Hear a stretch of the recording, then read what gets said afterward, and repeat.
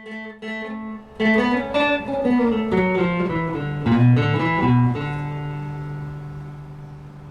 say when. Hi, welcome to jamplay.com.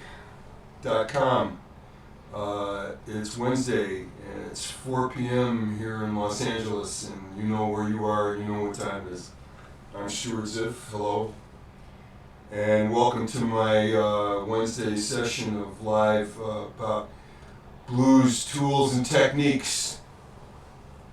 And nice to be with you today. I hope I'm going to give you some new knowledge today, maybe make you aware of something you never thought about, and give you something good to practice for the next week.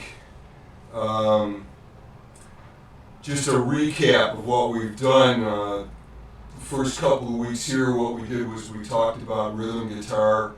We talked about the most important stock kind of blues rhythm patterns that one needs to know to play blues.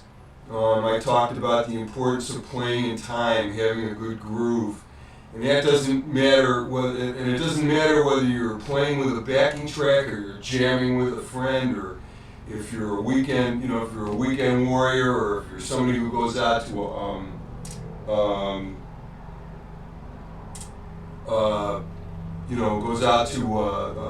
open mic situation, you want to sit in, personally, I want to see you do your best. I would like to be able to know that you came back and you said, man, I practiced what you did, I listened, I had a lot of fun, and they asked me to come back, and that's what you want, and if you're jamming with your friends, you certainly want to make your friends feel more comfortable, and maybe if you've been getting together and jamming with your buddies or whoever, and you're always kind of in the background, well, now you can learn how to step up and be a little bit more commanding, because your sense of time has improved, your sense of groove and your sense of rhythm has improved to the point where you're playing pretty strong.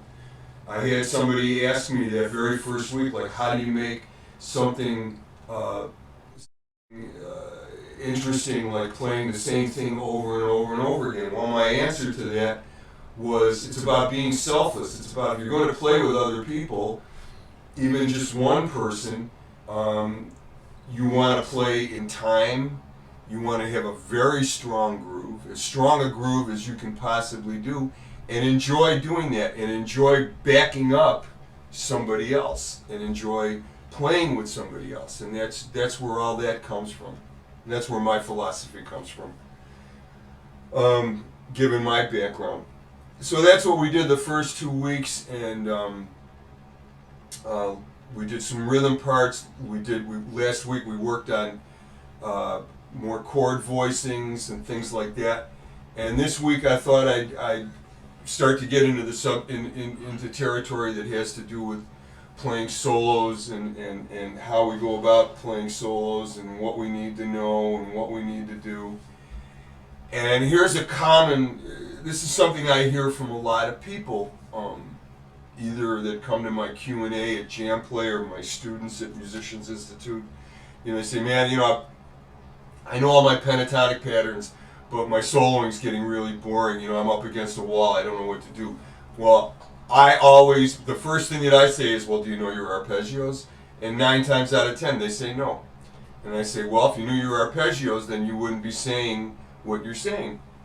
So this week's lesson is going to be about dominant 7th arpeggios, because since this whole 10-week class is sort of geared to playing blues, we're going to deal with the sound of a dominant 7th chord.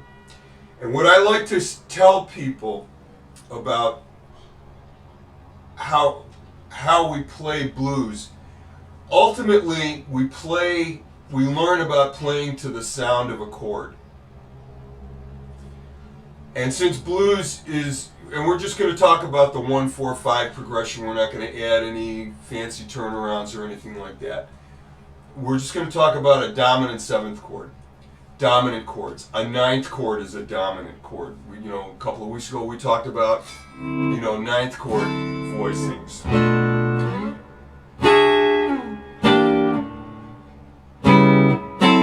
Those are ninth chords. Well, they're the same. They're dominant chords, just like a G7 or a C7 or a D7. Okay? So there's an arpeggio for every kind of chord. But since we're talking about blues today, we're going to deal with the dominant seventh arpeggio. Now, what is it about the dominant seventh arpeggio that makes it different from a minor pentatonic scale, which I'm assuming probably all of you know how to play at least this pentatonic pattern. That's certainly the first one we all learned. Well, what's the difference? The difference is that a dominant seventh arpeggio has a major third in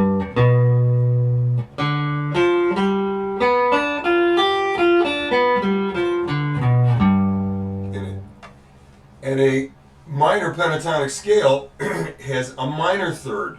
That's the minor third. And since we're going to be playing in A today, I'm going to feature a dominant seventh arpeggio, but these are all movable. I'm going to show you how to move them and play them in all 12 keys. So our third is C sharp. Our flat third is C, and that's the pentatonic interval.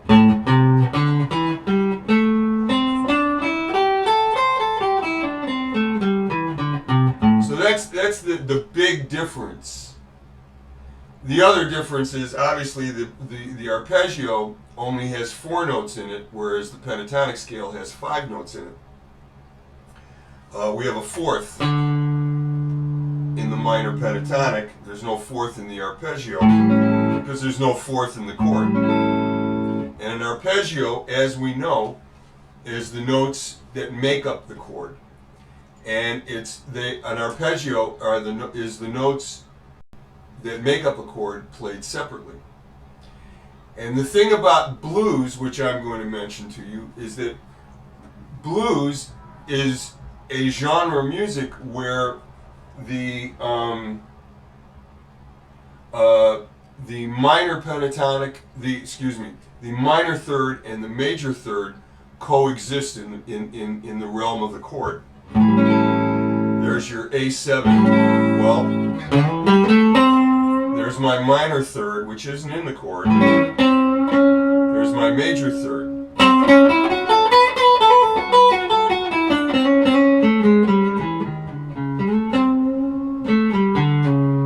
There's the minor third. There's the major third. So they coexist in this form of music, as they coexist in jazz. And blues and jazz are totally related. Blues is so much a part of the language of jazz that the more you know about it, the more informed a jazz player you are.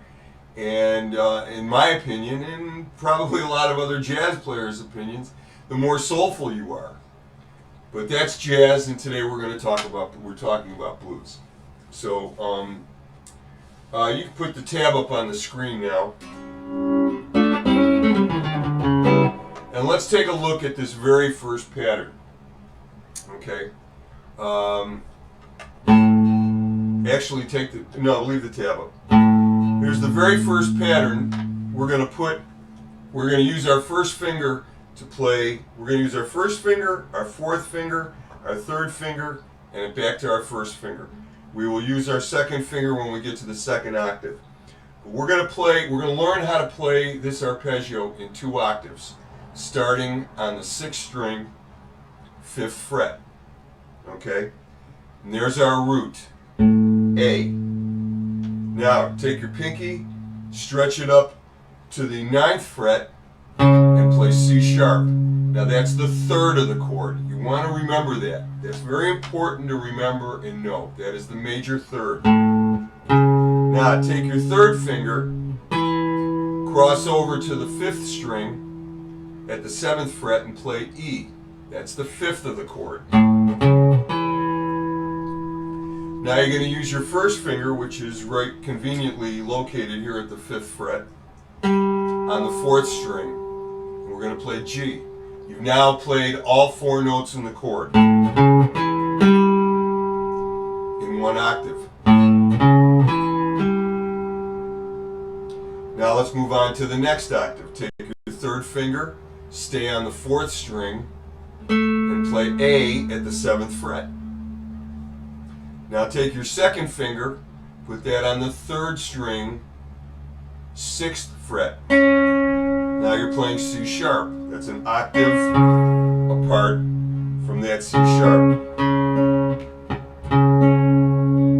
Okay?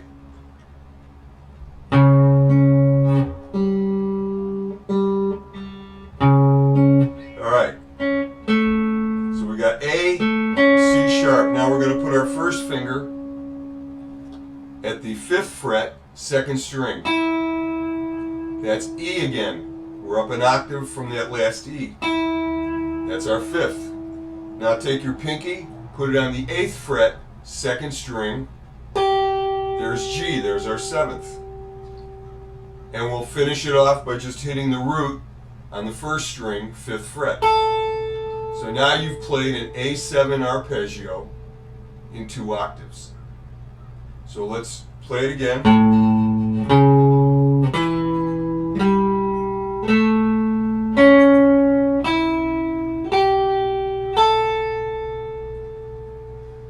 Let's play it again. Here we go.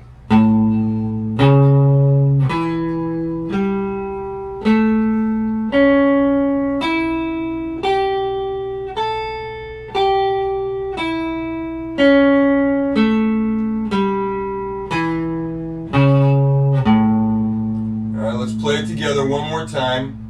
We're going to play it up, and then we're going to play it down. And when we get to the top of it, on the 1st string, we're going to hit that note again. So we're going to play, we've ended it, so we can stay together. So we're going to play that note twice, all right? Let's try and stay in time. We're doing it nice and slow. We just want to get the feel of what this pattern feels like. 1, 2, 1, 2, 3, 4.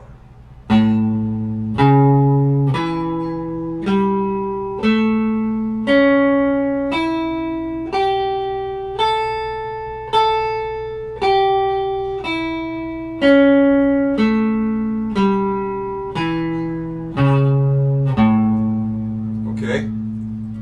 There's your A7 arpeggio. Now, if we keep our 1st finger on the 6th string at the 5th fret, let's move our whole hand up to the 9th fret. And as you can see, that's C sharp, which we were playing like that, only now we're going to start this A7 arpeggio on the 3rd of the chord. It's still an A7 arpeggio, it's just a slightly different pattern. It's not going to be the same pattern. We're going to start with the 3rd, which is C sharp. 1st finger, 6th string. Now let's take your pinky and play E at the 12th fret on the 6th string. That's the 5th. Now take your 3rd finger, take your 2nd finger and play G, which is the 7th, at the 10th fret. Take your pinky, put it at the 12th fret on the 5th string. So the first 4 notes are, now you've played the notes that are in the chord. You've played the first 4 notes, but we began on the 3rd of the chord on C sharp.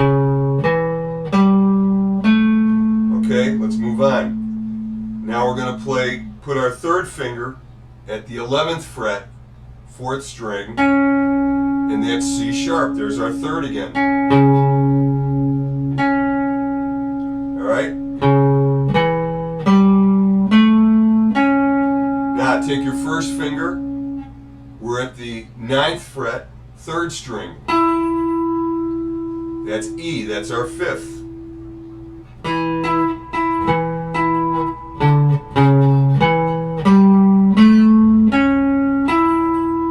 Now we're going to take your pinky, put it at the 12th fret, 3rd string.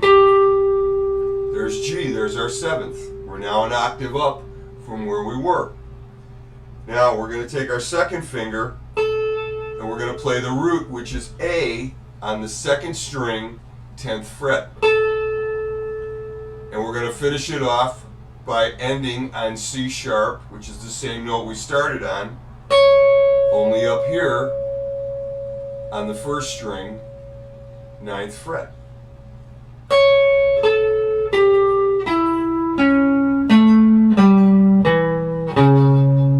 Okay?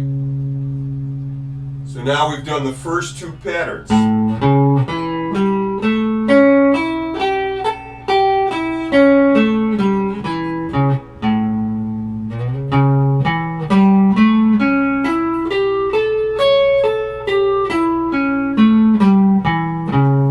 Okay? Let's move on to the 3rd pattern. We could call this an inversion if we want. We're going to move our first finger up to the 12th fret. Okay? We're going to do a little bit of stretching when we play this, but since we're this far up the neck, it really shouldn't be uncomfortable for you. Alright? So we're going to play E at the 12th fret, 6th string. Now you're going to use your pinky and grab G, which is the 7th, at the 15th fret. Now we're going to cross over to the 5th string, 12th fret, and play the root, which is A. Now you're going to take your pinky and grab C sharp, which is at the 16th fret. So now we've played the 5th, the 7th, the root, and the 3rd. Alright? Now we're going to use our second finger. There's my Mel Bay pointer right there. Our second finger on the 4th string, 14th fret. We're playing E. Now we're playing the 5th again. Now we're going to use our first finger and play G on the 3rd string at the 12th fret.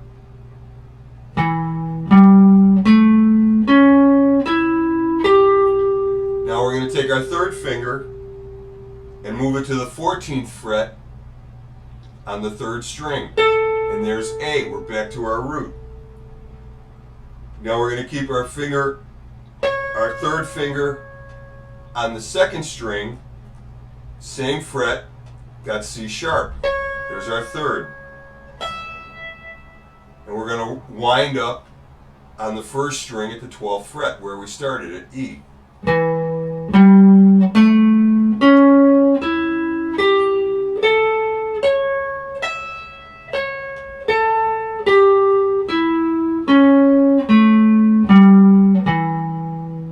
Alright, let's play it slowly together.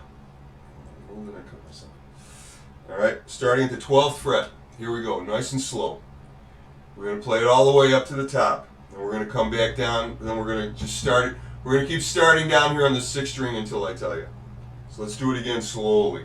1, 2. 1, 2, 3, 4.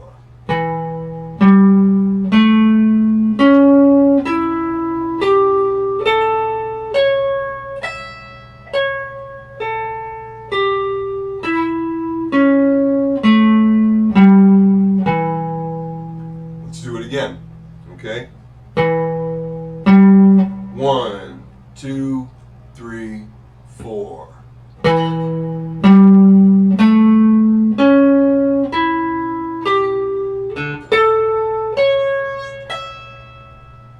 Let's do it one more time from the bottom, and then we're going to do the same thing we did before. We're going to hit that top note and play it down. Alright, so let's play it one more time, just going up.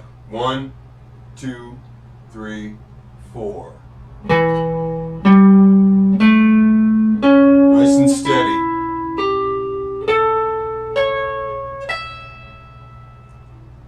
Alright, this time we're going to play bottom to top and top to bottom. And we're going to hit that top note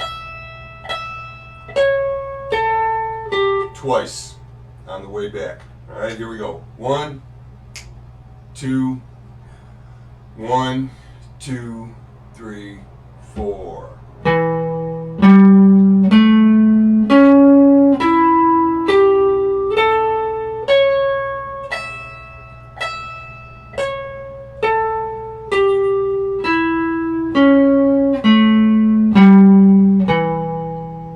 Let's do that again. 1, 2, 1, 2, 3, 4.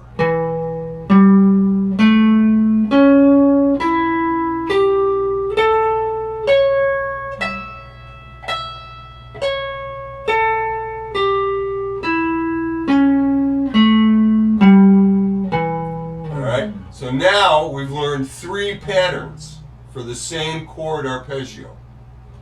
We're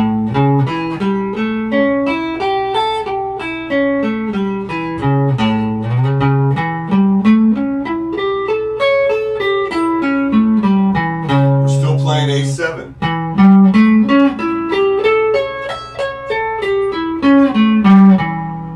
Now let's pick up the very last one, which begins on the 7th degree of the chord.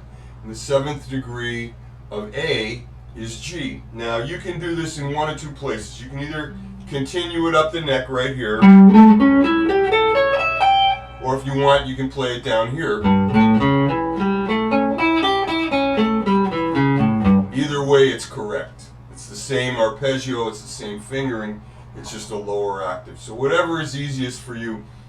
And I would suggest that you do learn how to play them all. You're going to see that as you practice this, because I'm going to talk about how to practice this and how to do it in all the keys.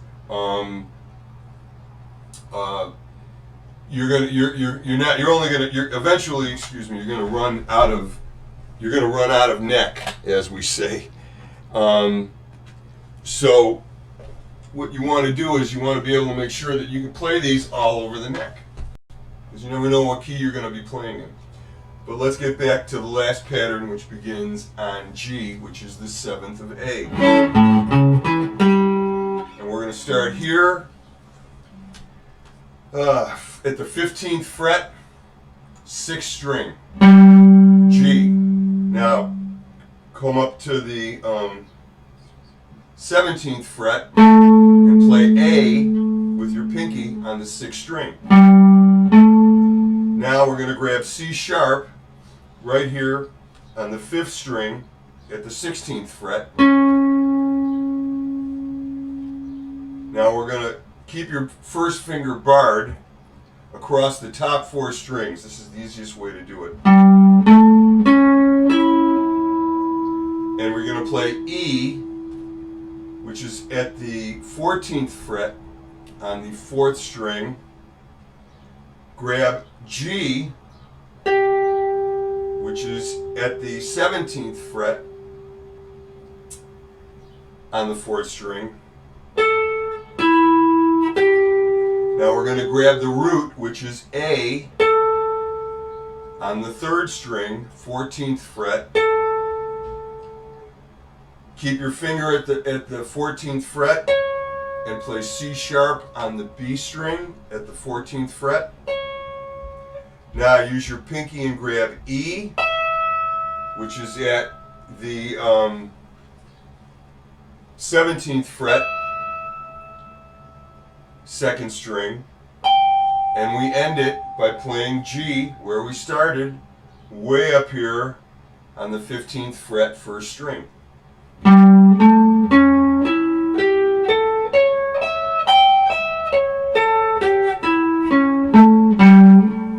See what I mean? So let's play it slowly.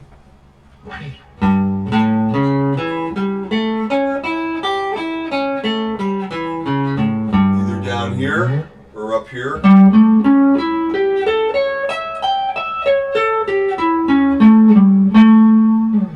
Alright, let's play it very slowly. Beginning on G, here at the 15th fret. 1, 2, 1, 2, 3, 4.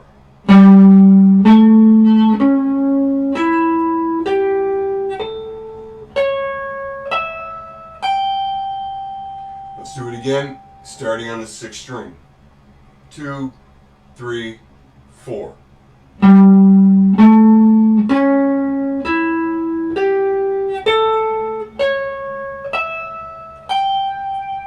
Let's do it again, starting on the 6th string. 2, 3, 4.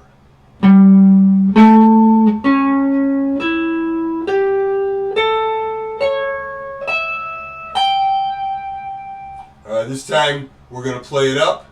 When we get to the top, we're going to hit that top note G again and go down. Alright, bottom and top, here we go. 1, 2, 1, 2, 3, 4.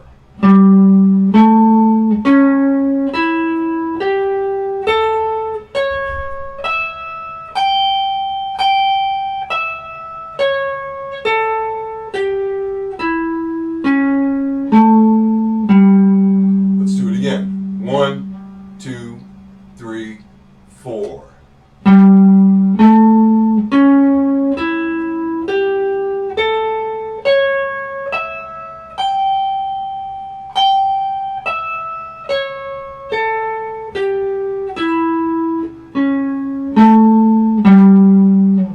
One more time, bottom to top, top to bottom. Here we go. 1, 2, 1, 2, 3, 4.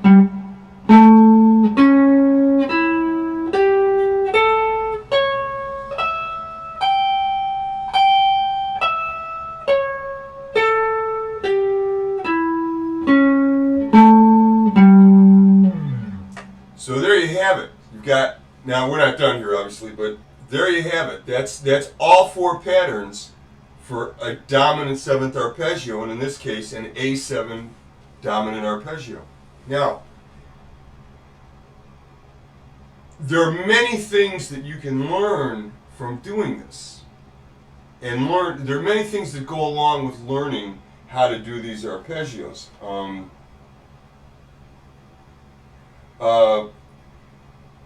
And it got a good question here. Does the pattern stay the same over different key changes? Well, Big Jim, the patterns stay the same, only the notes change.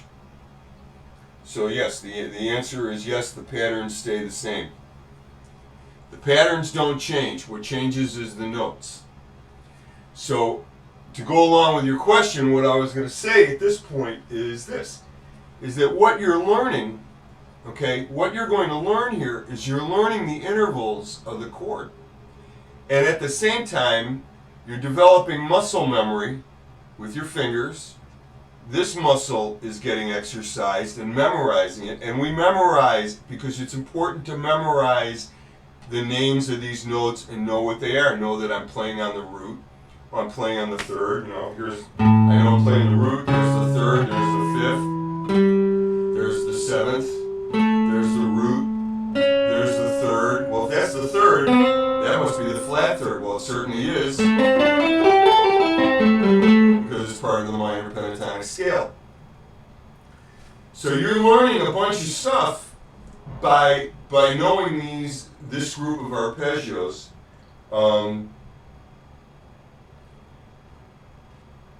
You're developing muscle memory. You're memorizing, and you're learning and concentrating on the notes, the names of the notes, and exactly what interval they are. And that's important to know. Not that you're going to think about that when you're soloing, but if you've already learned some solos, which I'm assuming some of you have, or a large part of you have, you've already started to learn solos. You learn somebody's solo. You learn a B.B. King solo. You learn. You would learn an Albert King solo. You might learn a Freddie King solo. You might, look at a Dwayne Allman solo, or a Mike Bloomfield solo, or a Freddie King, or T-Bone Walker. Any of the greats, Hubert Sumlin, anybody like that. Otis Rush. you learn what they do, and then you look at it and you go, oh, he's playing this, he's going from here to here. Oh, okay, well now all of a sudden you have a deeper understanding of what it is that they're playing. I see we have a question here from Jerry Madison. How would you integrate these into a solo? That's a great question. I was just coming to that. One of the things that we learn when we learn jazz, one of the very first, in some schools of thought, that people that learn jazz or teach jazz are different, many different approaches, but a lot of times, I know that I was taught, learn how to arpeggiate through changes, to learn how to navigate the chord changes, because obviously in traditional jazz, or songs and standards have more chords than just 3-chord blues. So we learn how to arpeggiate through songs, and I had to learn how to just play arpeggios through Stella by Starlight, which has got plenty of chords through it. Misty, All the Things You Are, any of these things. A lot of times,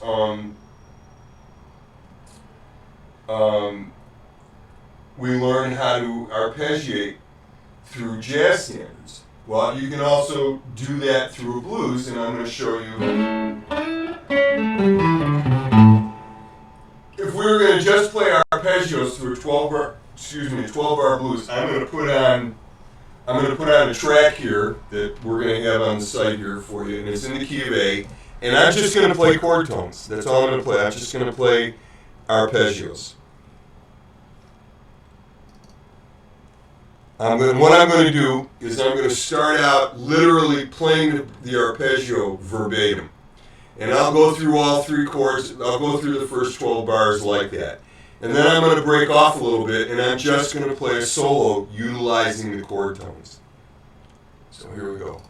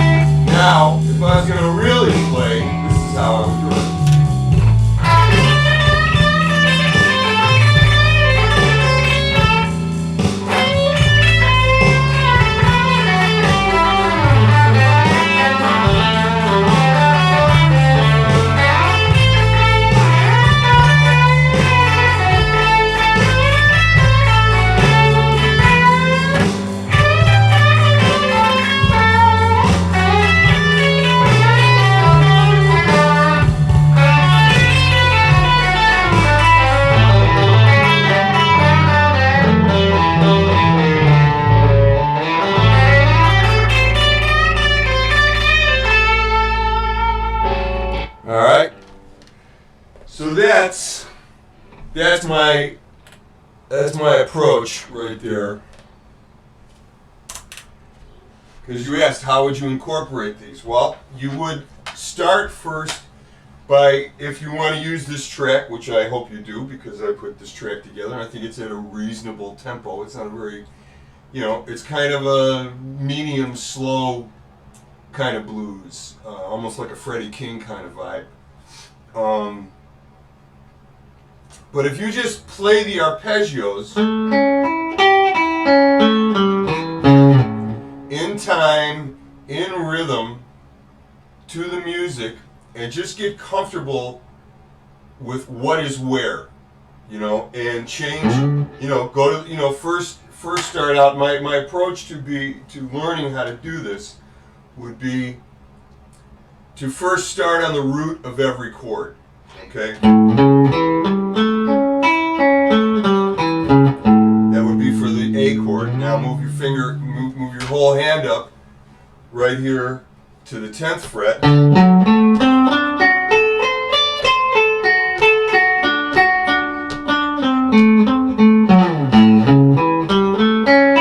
Okay? And do all of those first.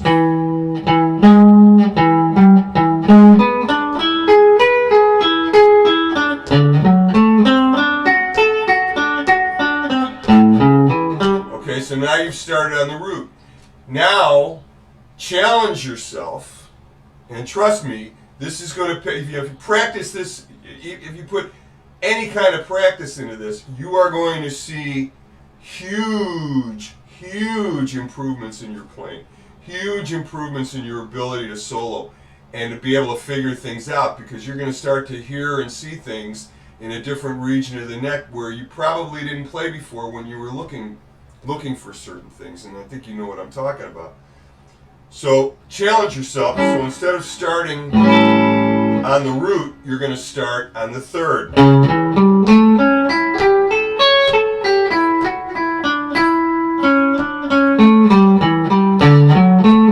Then maybe you go to the root of the next chord and play that one, or move it all the way up.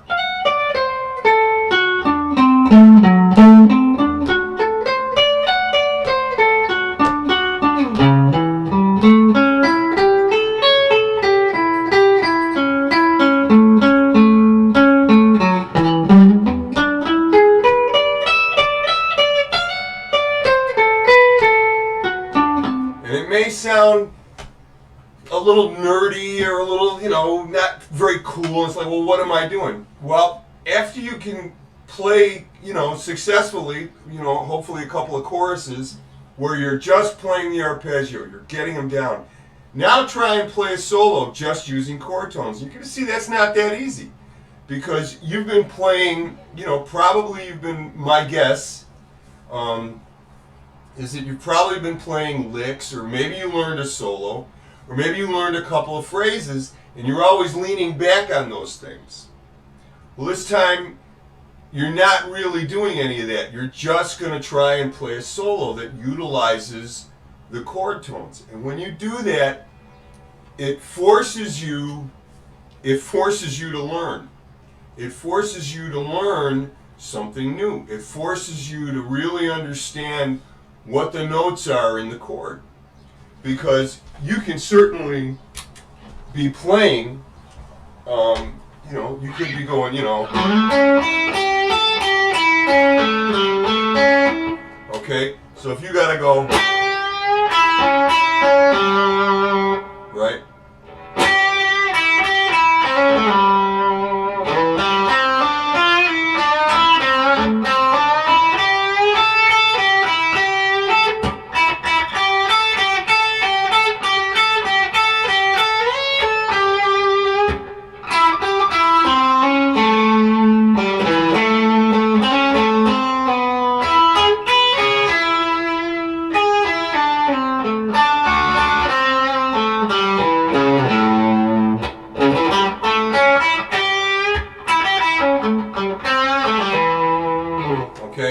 it's going to force you to really concentrate on hitting those notes, as opposed to playing a pentatonic riff, like, you know, as opposed to doing something like that, it's going to force you to go.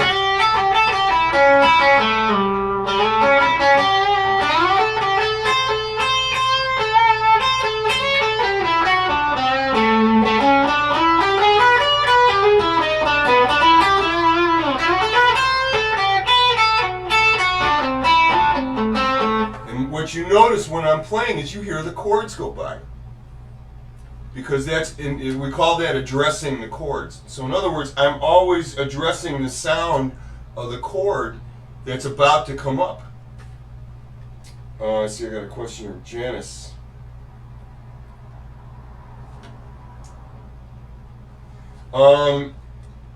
It's best to learn how to start on both the bottom or the top, Janice. Either or, both of them. Because you want to be able to memorize those notes. You want to know whether you're at the bottom of the arpeggio or the top of the arpeggio. It doesn't, because ultimately you don't want to be thinking about it. You want that muscle memory and the muscle in between the cranium and the cranium here to memorize all that stuff. And it is, at the end of the day, it is all memorization. So you want to be able to know how to start at both places. I see we got another one. When do diminished arpeggios come into the picture in the blues? Well, they come in a couple of different ways. We're going to probably look at that. We might look at that in another couple of weeks, but I wouldn't say, before you start dropping diminished runs into the blues, you really want to have a good grip. And I'll show you what I mean here. You really want to have a good grip on what you're doing, so you're not set, so it doesn't sound forced.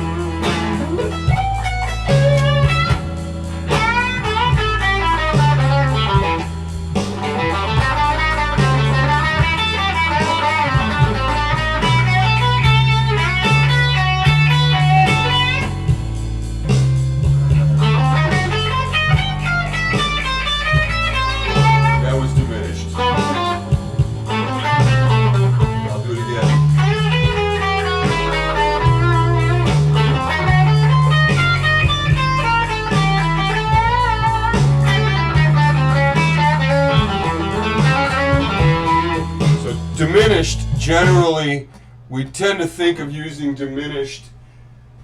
The two ways that I know are, if you're on a dominant seventh chord, you get sort of a fusiony, jazzy kind of sound.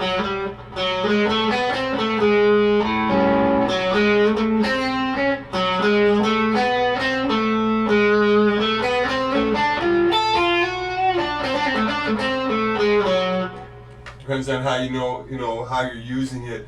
What's the other harmony that other people are playing? Another little trick, if you're using diminished, is on the 4 chord, and in this case, this blues was in A. So when I got to D9, which is the 4, I played A diminished.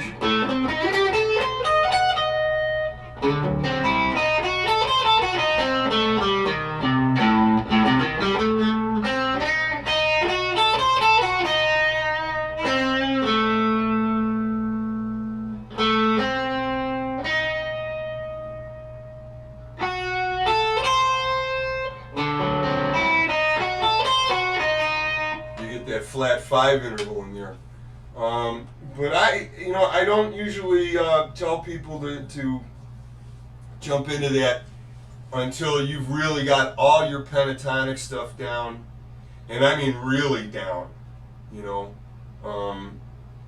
and your arpeggios, because only then can you make, can you find a way to make that diminished really come in, because at the end of the day, it's not about playing that diminished scale, it's how you resolve in and out of it. That's what's important. It's not just the idea of using a diminished scale. If you don't know how to come from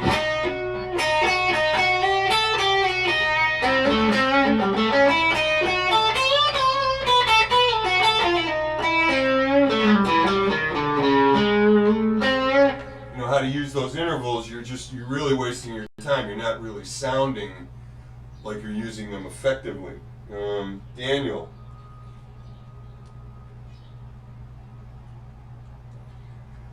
Sure. I was going to do this next week, so we could call this a little bit of a teaser, but what I was going to do next week is I'm going to show you how probably the four most used patterns in the minor pentatonic scale are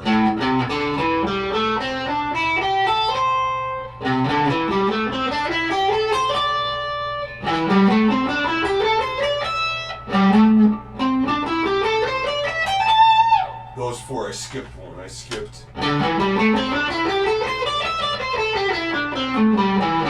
Well, those four patterns line up perfectly with a dominant seventh arpeggio. So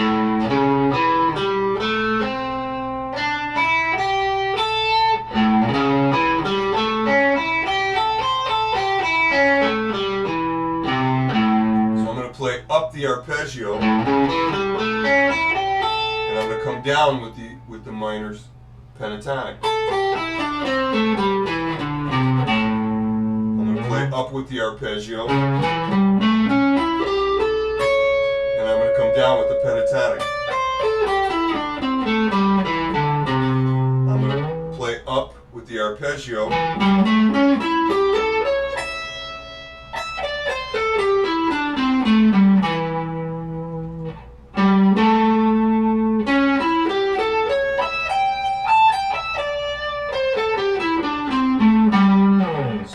they're all separated by one note. They're usually, except with the exclusion of the second pattern that I played, which is only a half step away. Your kickoff note is a half step away. So what I was playing when I was soloing and improvising,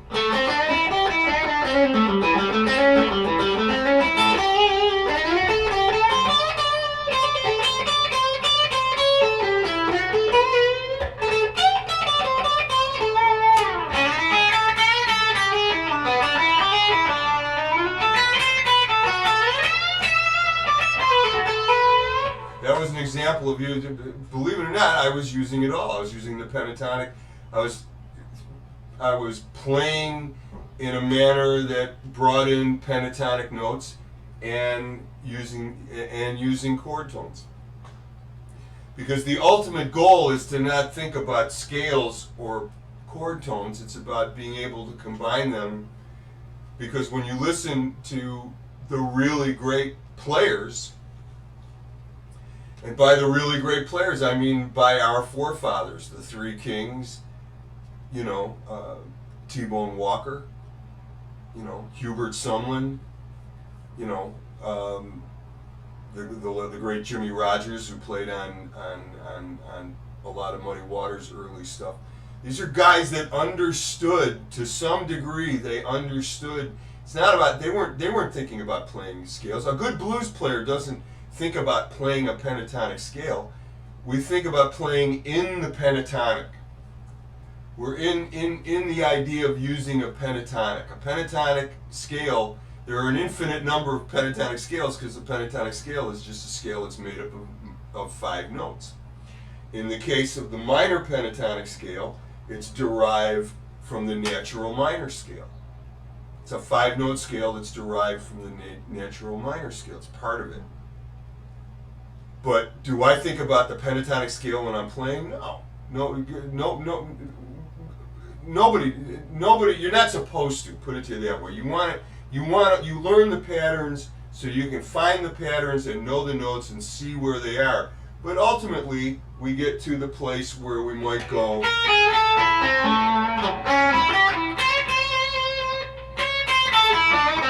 You know, I just did a little chromatic approach there. There I did. Now, some people might say, well, you're playing the blues scale. Well, yeah, I did, because I played the flat 5. That's the flat 5.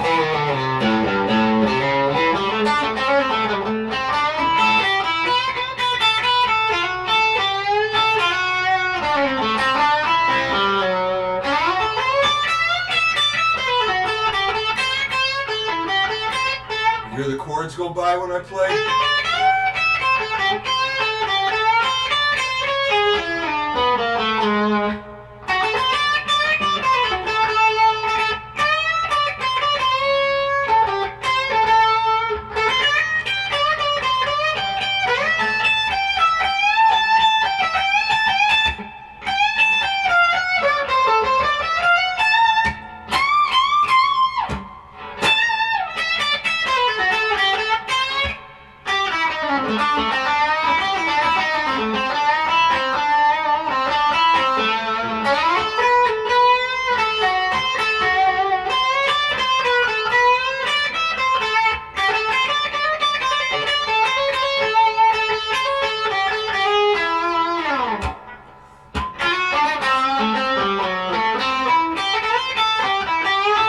So you want to get to a point, hopefully, where as you're playing, you can play unaccompanied, and you know where the changes are going, because you hear those chords in your head, you hear those intervals, and that's one of the things that you derive from learning all of this.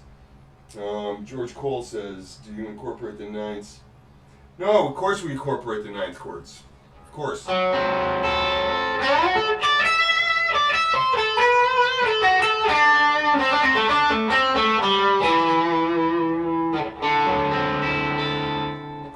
We definitely incorporate the ninths. Most definitely, most definitely. A ninth chord is a dominant chord. It's considered part of the dominant family. Why do we call them dominant chords? Because the sound of them is very dominating. You hear it, it has a lot of presence. You know, it's like it's telling you, the chord is telling you the texture. It's telling you where we're at. It's telling you that we may be going back to the top of the progression, or this is the end of the progression. This is the end of the form. The other thing that I like to mention to people, and I'm sure you'll all understand this, is that we don't really think of playing pentatonically. We think about playing to the sound of dominance, and by that I mean the sound, very simply, the sound of a dominant seventh chord. Hopefully one that's in tune.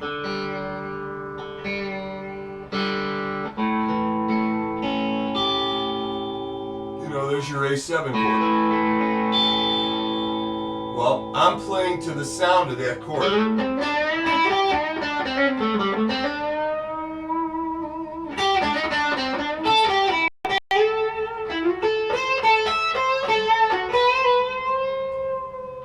Right? I can be sweet with it.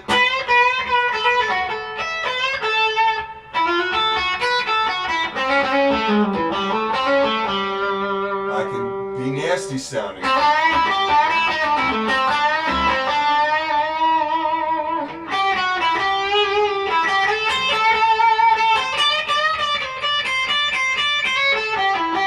Remember, I said that the sound of the minor third and the major third coexist in the sound of a dominant chord and the sound of the blues. And maybe you didn't, whether you caught that or not, I'm going.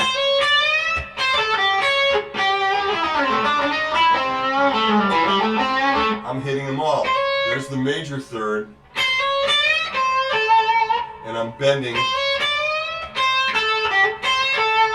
So I'm playing within the framework of the chord and the pentatonic. That time I did a little little triplet pull off.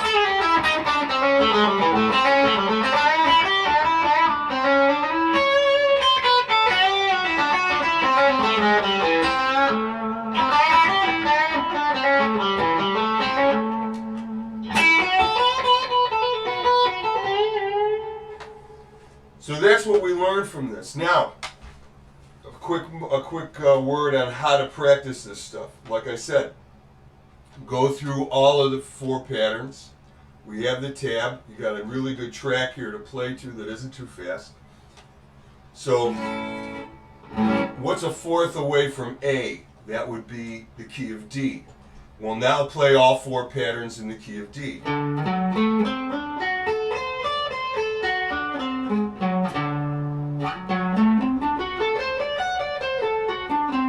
Remember I said you're going to run out of neck?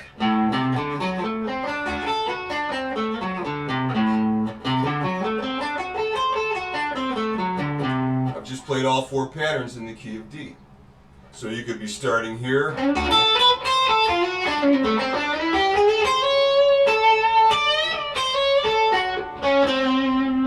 Now you're learning them all over the neck. So go a fourth from D would be G. A fourth from G would be C. A fourth from C would be F. A fourth from F would be B flat. A fourth from B flat would be E flat. A fourth from E flat would be A flat. A fourth from A flat would be D flat. A fourth from D flat would be G flat. And a fourth from there would be B. Then E. So go up in fourths because that gets you to play. That starts to get you to play 1 to 4, 1 to 4, 1 to 4. You're always going 1 to 4, and then then to go from the 5 chord. Well, you know how to do that already. So that's one way to practice it. Or just pick a random key, any key, and play all 4 patterns, simply like that. However you want to organize it is up to you, but the way that I did it was generally in the cycle of fourths, doing a cycle of fourths, but I normally start, I hope I don't confuse you with this, but I generally would start in the key of F and go through all my flat keys, and then when I get around, after you've come around to G flat, the next fourth is B, so you're now into your sharp keys, so you're playing all your sharp keys. And you eventually get around to all 12 keys. Can I talk a little bit about technique for vibrato and while bending? Sure.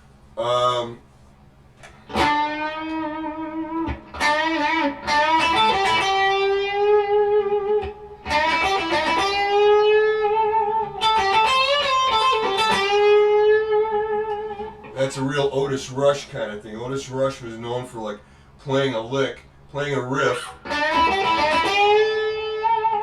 and then adding the vibrato afterwards. Instead of going like that, he'd go like that, add the vibrato afterwards. My technique for bending is making sure that you have a target note, pitch-wise. In other words, if I'm going to bend up, I do. Sometimes I like to do very subtle, like half-step bends.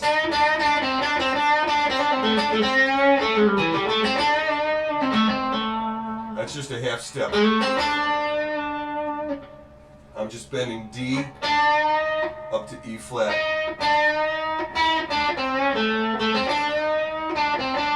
If I'm going to go a whole step, I want to get that pitch in my ear, which is E. If I'm going to bend D on the 3rd string, 7th fret,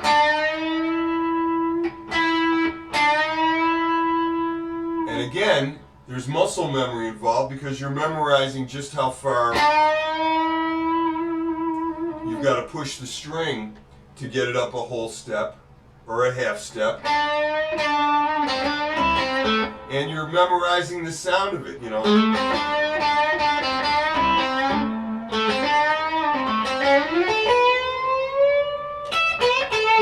There's your step and a half. I just bent B all the way up to D on the second string.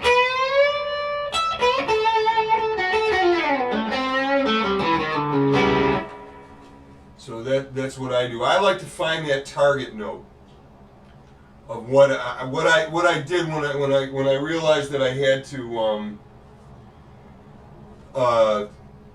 get my bending thing together, so to speak. And I initially learned that step and a half bend from Dwayne Allman. Because if you're listening to Live at the Fillmore, the Allman Brothers Live at the Fillmore, he's out there playing by himself, and he plays that.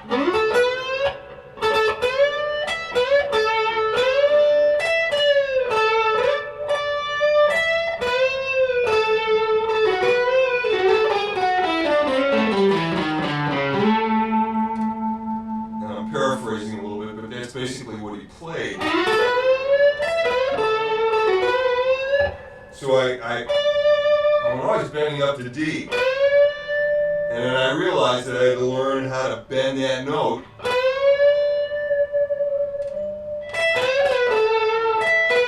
And then grab E right there. And it was a little bit later on that I discovered that guys would play a note and then add vibrato at the end of the note.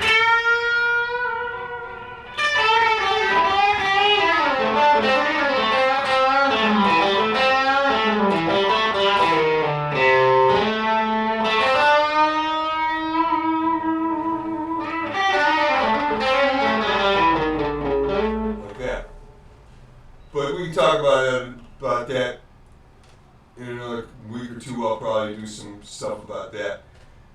But for now, try and work on getting these arpeggios down.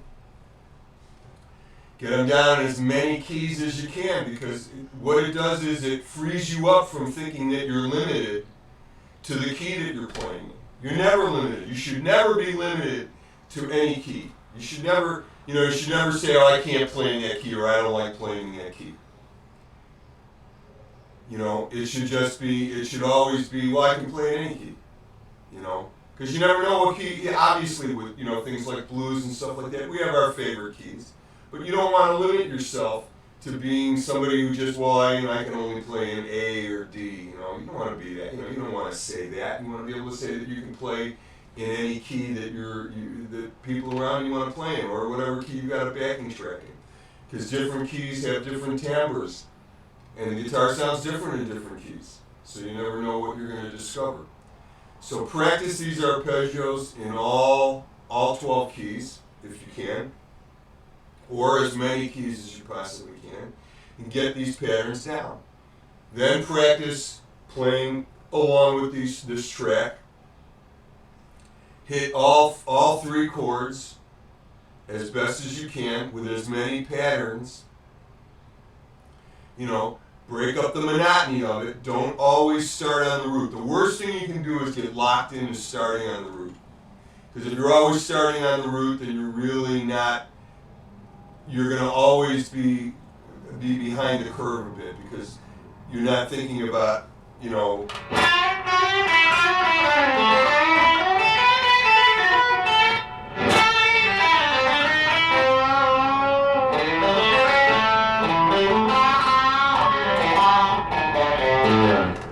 thinking about what is the root of the chord, where you should know the root. You should know all the intervals of the chord, so you can start anywhere or wind up anywhere. And it just expands your horizons. It has everything to do with knowing the fretboard, knowing what the notes are. And the more you know, the more fun you're going to have. It's as simple as that. So I hope you enjoyed today's lesson. I know I did. And come on back next week, because next week we're going to put these together more extensively with scales, with the minor pentatonic scale and the major pentatonic scale, and get into a couple of technique things and how to blend them, and learn some new tricks. So I hope you had a good time. I'll be back here next week, Wednesday, 4 p.m. Pacific time, because I'm in LA. Or if you're on the East Coast, that's 7 o'clock for you. So come on by and practice up. See you next week.